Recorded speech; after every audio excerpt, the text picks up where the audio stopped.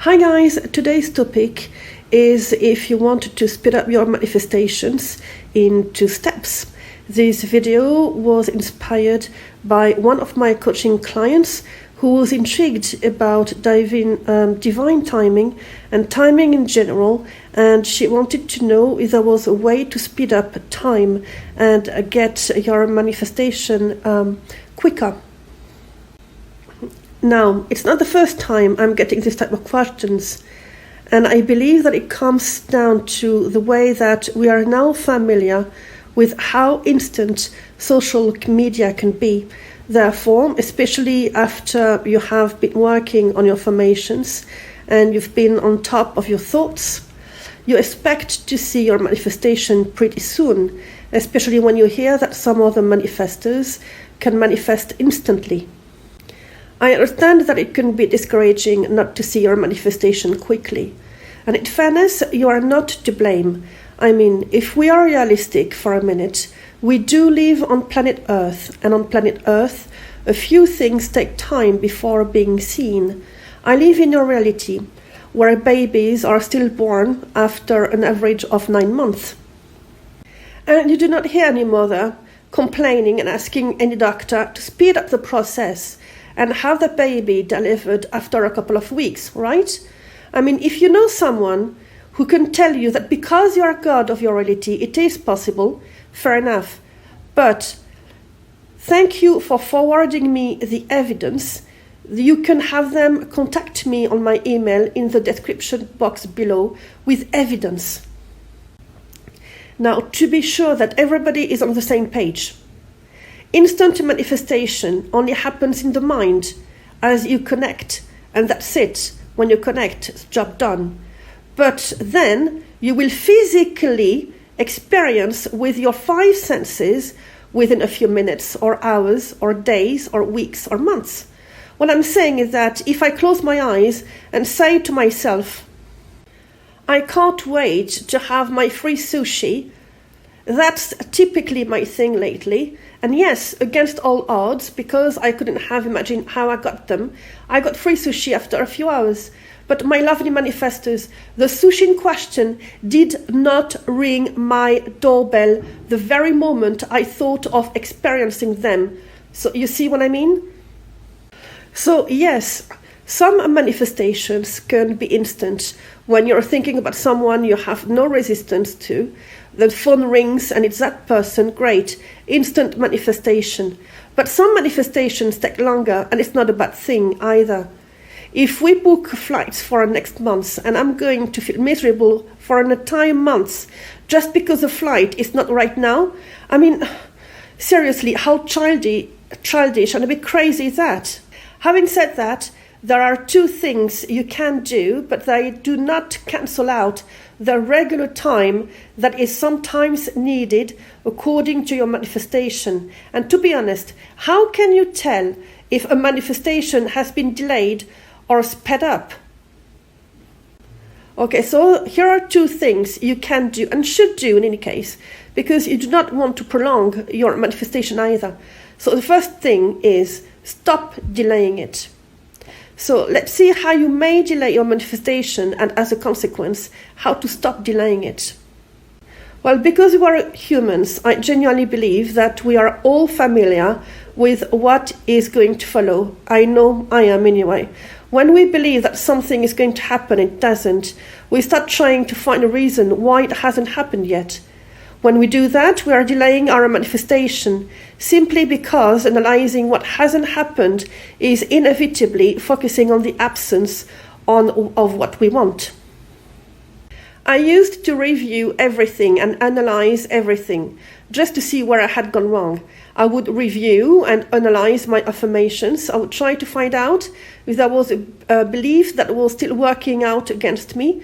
Sometimes I felt I was being my own psychologist. It was that bad. And because I am obsessive, as you know, instead of focusing back on my manifestation, I was giving all my attention to the potential reasons of what was wrong. If you watched my last video, you will have noticed that I mentioned that you need to find closure in your previous beliefs and also on what happened in the past. or what is currently happening. If you don't do it, you could be in more difficulty to switch to another mindset. Now, remember that I'm huge into enough conversations, and I use them all the time to find closure and for many other things. A reminder that affirmations or inner conversations are not a technique, not a technique. It's not like scripting, for instance, in that you don't need to script to manifest, but you need to think, right? And affirming or having inner conversations are conscious thoughts, but thoughts nonetheless. And if your thoughts were not supportive of your manifestations beforehand, it is only logical that you should work on them in conscious now. So when you ask me if you need to affirm, my answer will always be that you have little choice in the matter, because how can you stop thinking? This makes little sense to me. But you cannot be having the same thoughts all the time when you manifested the opposite of what you wanted and hoping now for the best, because it simply doesn't work like that. Your thoughts need to evolve to being supportive thoughts, and for that to happen, you need to be aware or conscious of what you think. So basically, when we coaches or teachers use the word affirmations, we could as well use conscious thoughts. That is, when you craft your affirmations to direct the outcome in So the first point that I'm trying to make, because I really want to drive this home, is that you need to find closure within your own inner conversations or affirmations in order to just move forward into where you want to go to. Because there's no point in dwelling in the past, in dwelling on what is currently happening and hoping for a better outcome. It doesn't make sense.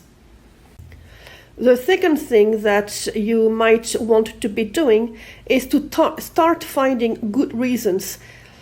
So sometimes when I talk to you, especially the first session or a couple of sessions, you would justify to me why you still don't have your manifestation. So I usually hear things like, it must be my self-concept, or he said this, or he's done that. So obviously I need to find the right affirmations now because he's not in my life anymore. So let's have a look at the first one, which is the way that you feel that you need to work on your self-concept. Well, of course, I agree, which is why I have created a course. The link is in the description box below. But you have managed to manifest things in your favor before being aware of the law of assumption and the teachings of Neville Goddard. So I want you to understand that yes, your self-concept is you claiming your power, but nothing prevents you right now from manifesting what you want. I don't want you to believe that you need to fix something within yourself before experiencing what you want. Wherever you are on your journey, you have the ability to get what you want. It's a matter of being clear with what you want, irrespective of your circumstances, and enjoy the process while following your joy. In other words, without depending on your manifestation to fill your cup of joy. Where a self-concept is going to be really beneficial for you is to retain your manifestations, and only if your self-concept is very bad, which was the case for me, but it might not be the case for you. So you should take a look within and see for yourself if this is indeed something that would add value to your reality. If it is, I would encourage you to start the process by being clear, which is the decision process, and then and only then you may want to see how to improve your self-concept in the way you validate yourself, instead of hoping that your manifestation will validate you. Okay, the second justification was, he said this, he's done that, he must be thinking this or that. When you say those things, this is you reacting. You see, your reacting is not only you having an emotional reaction when you see something or hear something, you also react within when you do think about something. So even in your inner conversations. When your attention is still on the past story or your current circumstances, your focus is simply not where it should be. There is no other way for me to say this to you. If you don't have supportive thoughts about your manifestations and instead dwell on the past or the absence of your manifestation in the now, your future is not going to change anytime soon. And I am sorry to be the bearer of bad news, but it is what it is. Your assumptions create. Your assumptions do not think by themselves, however, and won't make decisions by themselves, that even though you are assuming the worst, you actually want the opposite of what you keep thinking about. No, you only can make this decision and stick with it. I know how hard it can be because we are so used to thinking a certain way. It is already our comfort zone, or as I call it, our familiar zone. Therefore, it feels safe to have negative thoughts because it is more certain than the unknown experience you are aiming for. Am I right?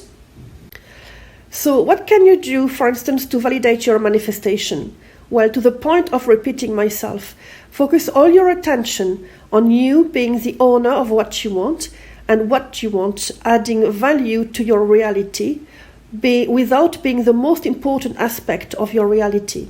Remember, you are the cake and what you want is a cherry of the cake without replacing the cake. One of the most important things you can ever do after working on your affirmations and connecting them, obviously, is to relax and follow your joy. Be in the now. Be present. Appreciate the goodness of what life has to offer to you now, and refocus when you experience something you don't appreciate as much, but do not focus all your energy on that alone. I know you can do it. I do believe in you. Just accept the simple fact that your assumptions create and follow your joy so that you are not going to stay in the waiting room any longer. And on that note, happy manifesting.